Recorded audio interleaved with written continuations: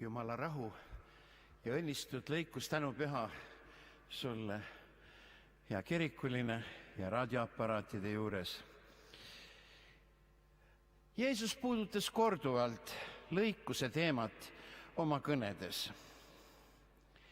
Ühes mõistujutus ehk tähendamissõnas iseenesest kasvavast viljast, mille me leiame Markuse evangeeliumi 4. peatükist, ütleb Jeesus salmidest 26 kuni 29.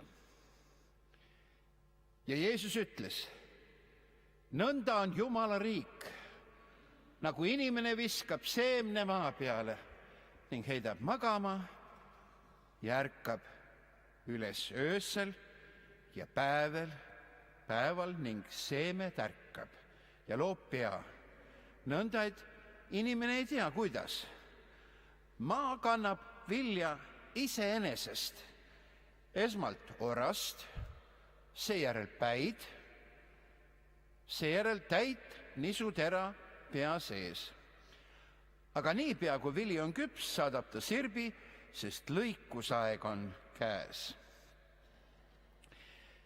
Selle tähendamissõna leiame ainult Markuse evangeeliumist Uues Testamendis. Nii nagu põllul ja aiamaal mulda külvatud seemned otsekui iseenesest kasvavad täiemõõdulisteks kultuurideks, nõnda on ka seemnetega, mis on külvatud Jumala riigi põllumaale, inimsüdamete põllumaale, trammides, bussides, turgudel, kohtumistel inimestega tasub külvata.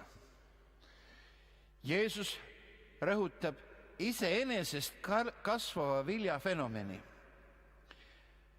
Ka sinu külvatud Jumala riigi seemned kannavad ühel päeval iseenesest vilja.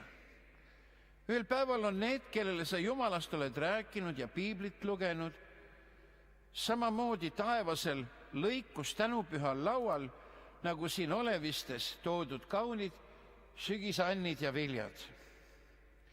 Aitäh teile kõigile, kes te kevadel või juba eelmisel sügisel seemned mulda panite, puid ja põõsaid istutasite, tegite oma kodu ja Eestimaa õnnelikumaks ja paremaks paigaks. Aitäh teile kõigile, kes te aasta jooksul Jumala sõna olete külvanud. Ka sellel on oma lõikusaeg.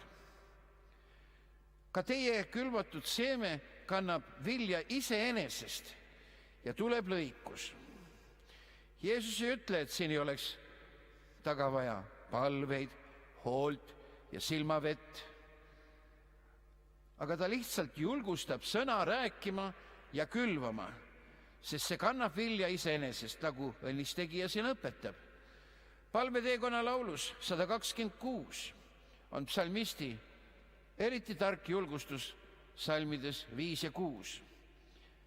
Kes silmaveega külvavad, lõikavad hõiskamisega ja kes minnes kõnnib nuttes, kui ta külviseemet kannab, see tuleb ja hõiskab, kandes oma vihke.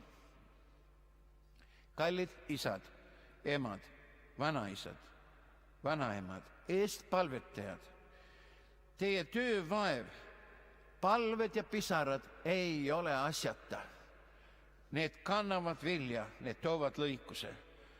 Küll tema inglid, kes kogu maailma alal hoiab, juhib ja korraldab, ka seda imet teevad, et sinu külvatud terakesed ilusasti taevas salve jõuavad. Teid ootab ees imeline lõikus. Vanas 1899. aasta Revelis trükitud kiriku lauluraamatu seest leiame imelised laulusõnad. Oh, anna 1000 keelt sa mulle ja 1000 kordseks tee mu suu, siis 1000 laulu laulan sulle, mu issand ja ei keegi muu. Maa on andnud oma lõikuse ja meil Eestimaal on taas leib ja leivakõrvane toidus olemas. Tänu Jumalale. Eesti vaimulik ja skaudijuht Harri Aamer jutustab oma jutluses Kristlane ja igapäevane leib, mis on välja antud 1998. aastal ilmavalgust näinud raamatus Avatud taeva all, oma jumalakartlikust vanaemast, kes õpetas neid lapsi leivaviilakat kalliks pidama. Osunduse algus. Vanaema, miks peame palukesele suud andma, kui selle maast üles tõstame, pärisime uudishimulikult. See on Jumala and ja nii kallis, et seda teistmoodi ei saagi pihku võtta, kui sa pole sellele suud andnud, õpetas tema. Siis jutustas ta meile aegadest, kus inimestel polnud igapäevast leiba, kus nad sellest unistasid kui varandusest, millest tunti suurt puudust. Igapäevane leib, see on kallim kui kuld, tavatses tähendada meie vanaema, kes moonaka naisena mäletas väga hästi päevi, mil õhtul mindi magama, ilma et sel päeval leivamaitset suhu oleks saanud. Kui olime pisikesed poisid, elasime läbi Esimese maailmasõja viletsuse aastad. Nädalate kaupa ei olnud emal meile leiba lauale panna. Siis mõistsime väga hästi vanaema austust maha pudisenud leivapalukese vastu. Nüüd ei pruukinud meid keegi enam käskida suud anda leivale, kui see kogemata maha oli kukkunud. Ja veel eelneva meenutuse jätkuks. Me olime 5 näljast meest Kaug-Ida taigas, ühes koobalti kaevanduse Vabakülas elektriliini üles seadmas. Mingi baraki tagant prügihunnikust leidis vana Leedu talupoeg kannika ära visatud leiba. Ta tõstis selle, õnnistas ristimärgiga ja murdis siis palukese selle küljest. Me vahtisime teda pigemini kadestades kui imestades. Ükski meist ei arvanud, et ta tegi midagi üleliigset. Kord oli temagi oma põllult lõiganud vilja ning sellest küpsetanud leiba. Vaevalt ta uudse kakku niisuguse hardumusega õnnistas, nagu nüüd seda ära visatud, kuivanud leivakannikat. Kui paljude kristlaste peredes istutakse tänagi kaetud laua taha, kus keegi palukest ei õnnista, ega tule ühelgi meelde tänupalvet lugeda. Osunduse lõpp. Iisraeli legendaarne kuningas Taavet tänab ka äsja pühitsetava lõikuse eest sellise ekstravagantse, pulbitseva, küllusliku rõõmuga, mis lähtub otse Jumalast. Psalm 4:8. Sa oled andnud mu südamesse suurema rõõmu, kui oli neil rohke vilja ja värske veinisaagi ajal.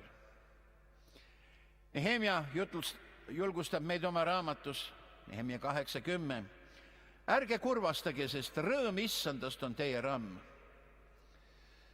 1914. aastal Tallinnas trükitud täispiiblist loeme samast Nehemia 8:10, sest rõõm Jehova pärast on teie rammu.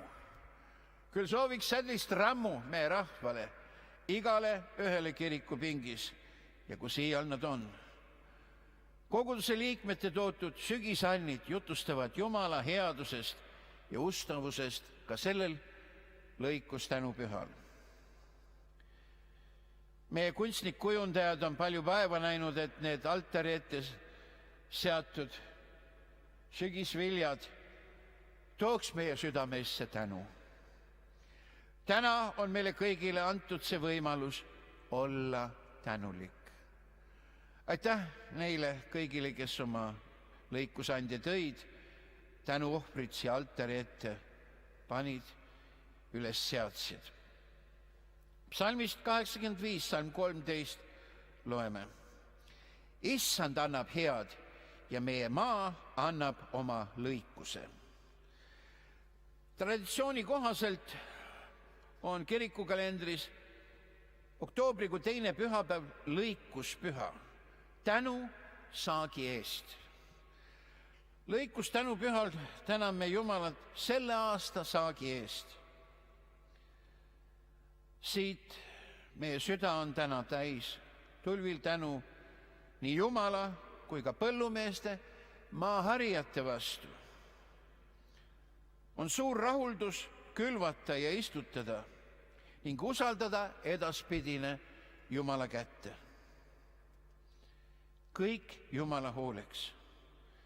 Rõõm on, et meie turgude müügilauad on head paremat täis, otse kui lõikus tänupüha väljapanekud kirikutes ja palvelates. Tänu Jumalale kõige hea eest, mida ta meile kingib. Tänu igapäevase leiva eest. Põllumehed on harinud, väetanud, puhastanud, kastmisega vaeva näinud.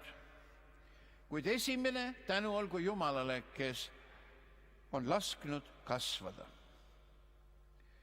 Apostel Paulus räägib Jumala esmasest osast ka uute kristlaste kasvu osas, mille eest samuti tuleb Jumalale tänu tuua. Loeme 1. Korintuse kirjast 3. peatükis salm 7. Nõnda ei ole siis midagi see, kes istutab, ega see, kes kastab, vaid Jumal, kes laseb kasvada. Mäletan oma lapsepõlve aastaist Muuga mõisas, mis asub Laekvere vallas Lääne-Virumaal, kui põhikoolis käies meie vanas Muuga koolis pandi üles eksklusiivseid sügisnäitusi, kus võis näha ülisuurteks nuumatud raskeid kõrvitsaid, tohuti suuri ja kaunid porgandeid, kaalikaid, naereid, kõike maa paremat, mis olid asetud otse kui altarile. Kahjuks nendel aegadel ei nimetatud kordagi nendel väljapanekute juures Jumala nime ega tänu tema suunas. Aga sama puudujääk on meil paljudes paikades Eestimaalt tänaselgi päeval, kus Jumalale jääb tänu toomata. Milline oleks meie maa, kui kõikide Eesti üldhariduskoolide sügisnäitustel toodaks tänu ka Jumalale, kes on kõige hea andja. Meie maa vajab Jumalat. Maa vajab tänumeelt tema suunas. Just tema on tänasel päeval vastu võtma kõike meie kiitust, au ja tänu. Nagu loeme Johannese ilmutuse raamatust 4.11. Sina, me issand ja Jumal, oled väärt võtma austust ja au ja väge, sest sina oled loonud kõik asjad ja sinu tahte läbi on need olemas ja on loodud. Toon veel ühe katkendi Harri Haameri 1958. aastal Tarvastus jutlustatud võrratust jutlusest Kristlane igapäevane leib, osunduse algus. Kristlane ei tohi unustada, et igapäevase leiva kaudu võib Jumala arm talle nii ligi lähedale astuda, et ta võib kogeda enneolematuid õnnistusi. Olen seda läbi elanud, kuidas Jumala arm leivapalukesega palju aulisemalt minu ellu astus kui terve kantslitäie jutlusega. Ühel õhtul töömeeste barakis pidin peaaegu nurisemisega pooleks lugema oma õhtupalve, kuna mu kõht oli tühi. Siis kutsuti mind samal hetkel naaberbrigaadi, kus võisin neile tund aega kasulik olla. Sealt tagasi tulles astusin Jumalat kiites reipalt läbi saabuva öö oma baraki poole, süli täis kingitud leiba.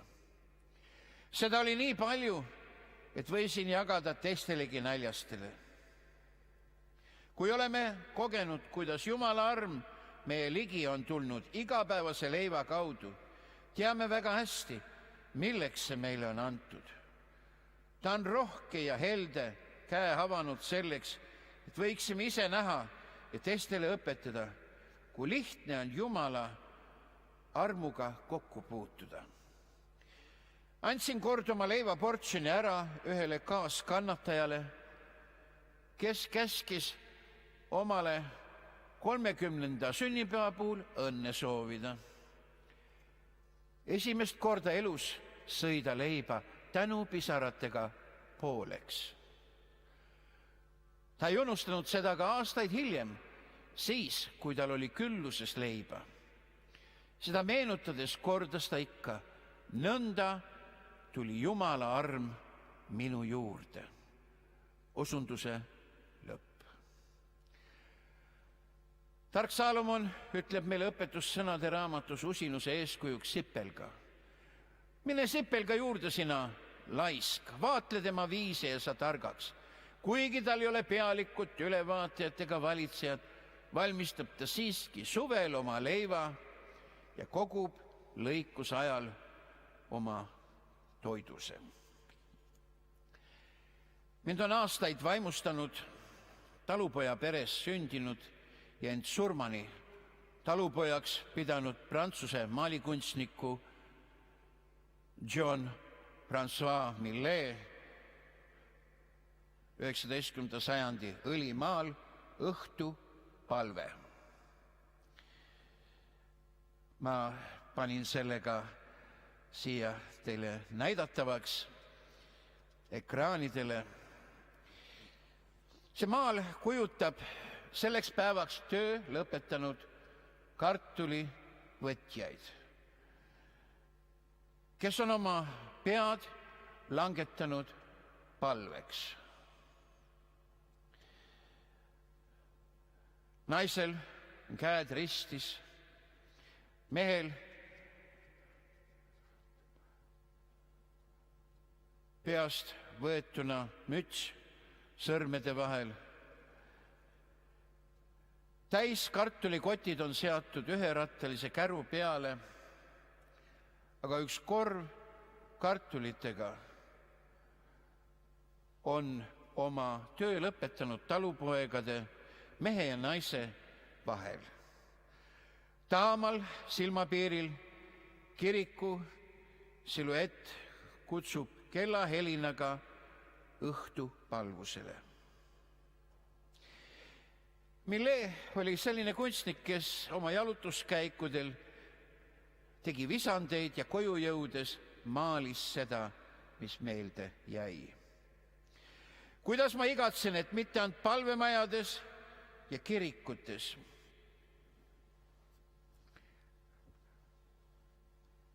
vaid lõikus tänupühadel ka koolide sügisnäitusel võiks kellegi suu lausuda tänu Jumala suunas, kes on kõige hea andja ja juhtida. Täna on õige päev kõrgeks tõsta Jumala headust ja Jumala ustavust. Oleme tänulikud, et ta maaviljelejate aednike tööd on õnnistanud. 145. laulus ütleb psalmist, psalmides 15 ja 16, kõikide silmad ootavad sind ja sina annad neile nende roa omal ajal. Sina avad oma käe ja täidad kõik, mis elab hea meelega.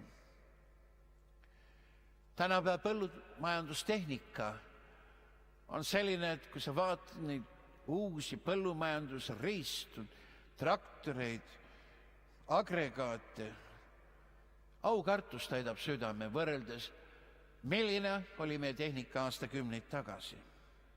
See on Jumala headus. Sina, issand, oled õnnistanud meie maad ja rahvast.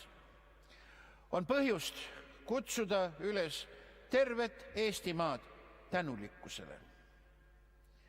Psalmis 136 loeme psalmides 1-3.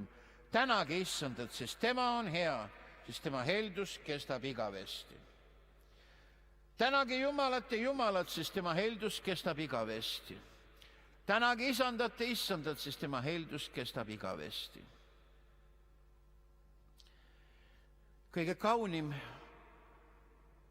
mis me eludes võiks juhtuda, on see, kui tänulikkus Jumala vastu muutub sisemiseks eluhoiakuks. Mõni inimene tänabki Jumalat rohkem. Tänu Jumalale, halleluuja. Tõeline tänu on see, mis paneb meid vaatama õnnistatud saagi pealt kõige looja peale. 5. Moosese raamatus on antud meile Jumalapoolne korraldus.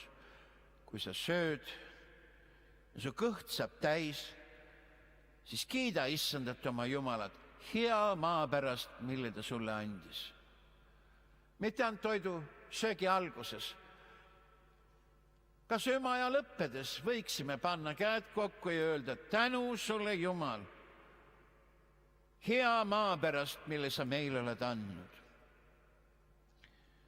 See on 5. Mooses 80. salm.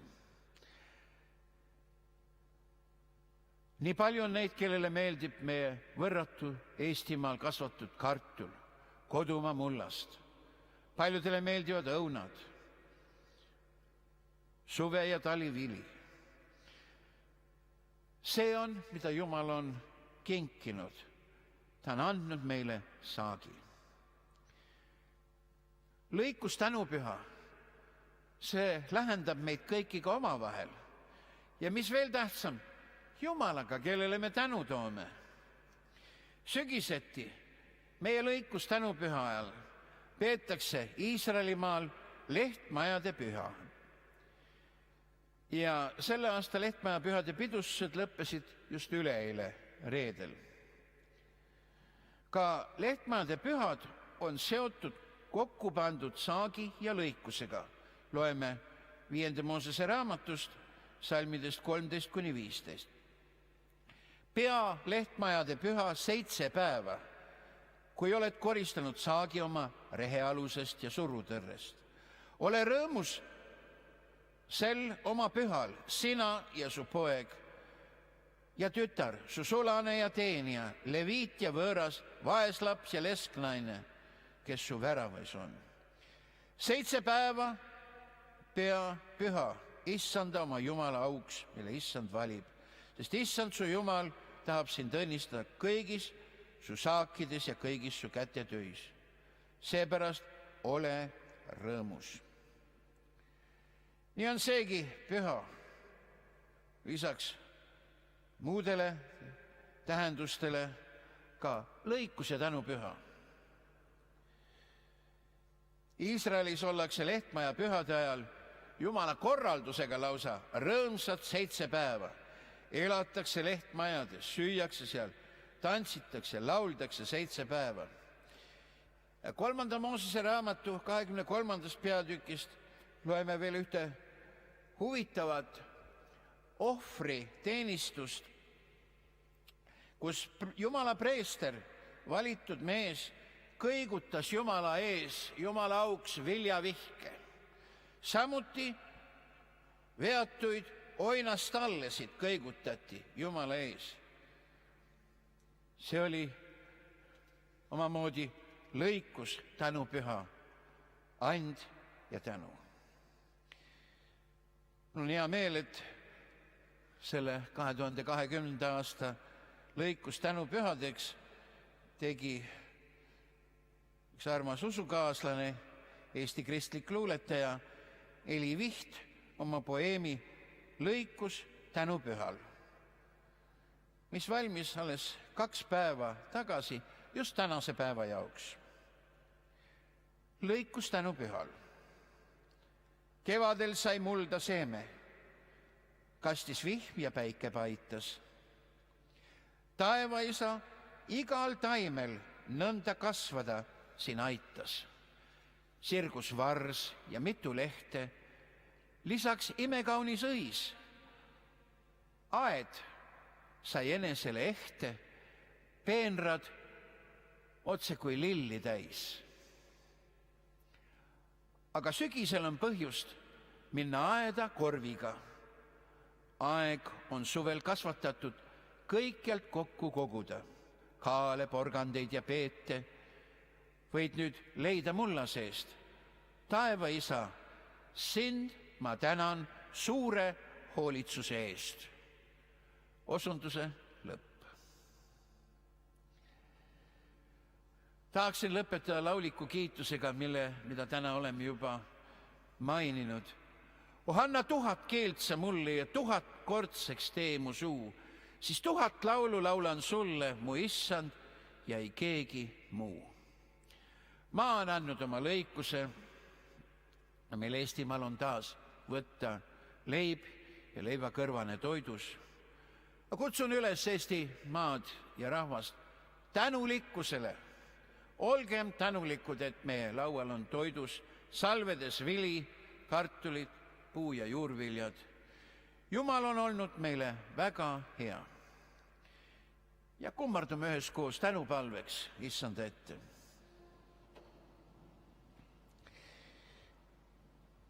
Isa taevas, sina oled oma sulase Pauluse läbi Filippi kogudusele andnud sõna. Küll mu Jumal täidab kõik teie vajadused oma rikkust mööda kirkusega Kristuses Jeesuses. Issand, meie soov on, et ükski läheks täna siit kojast ära ilma tänulikkuseta sinu vastu. Sinu kõige suurema anni vastu, Jeesuse Kristuse vastu, kes meie eest löödi risti, maeti, äratati üles surnuist, kes on esikpoeg surnuist, esma uudse vilja viht. Issand, me täname sind Jeesuse eest. Me täname sind kokku pandud vilja ja maa parima eest.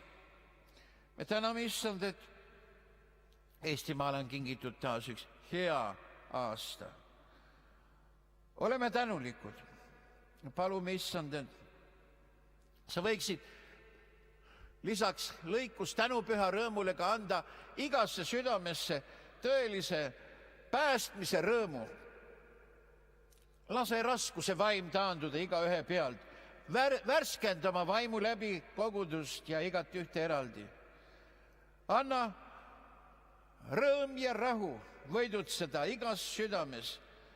Tee tugevaks usu läbi. Kaitse meid ja meie peresid, meie maad ja rahvast. Õnnista igat põllumeest, kus iial nad on. Õnnista kõiki, kes näevad müügitööga vaeva. Ka nemad on osa sellest ahelast, et meie maa võiks sind tänada. Issand, oleme tänulikud ja palume õnnista jätkuvalt Eesti põldusi, Eesti mulda, põllumehi. Me palume, et põllumehed saaksid ka õiget tasu oma töö ja vaeva eest. Et neil oleks piisavalt tehnika jaoks vahendeid ja töö tegemiseks. Inimeste palkamiseks me palume õnnista kogu seda keerulist ahelat, mis toob lõpuks lõigatud põllud üles võetud kartuli. Me täname sind lõikuse eest sellel aastal. See on sinu suur arm, issand, et me pole otsa saanud, sest sinu halastused pole lõppenud. Need on igal hommikul uued. Ja palume üheskoos ka palve, mis on Õlimäe tipus eestikeelsena. Meie Isa, kes sa oled taevas, pühitsetud olgu sinu nimi. Sinu riik tulgu, sinu tahtmine sündigu, nagu taevas, nõnda ka maa peal. Meie igapäevast leiba anna meile tänapäev ja anna meile andeks meie võlad, nagu meiegi andeks anname oma võlglastele. Ja ära saada meid kiusatusse, vaid päästa meid ära kurjast. Sest sinu on riik ja vägi ja au igavesti. Aamen.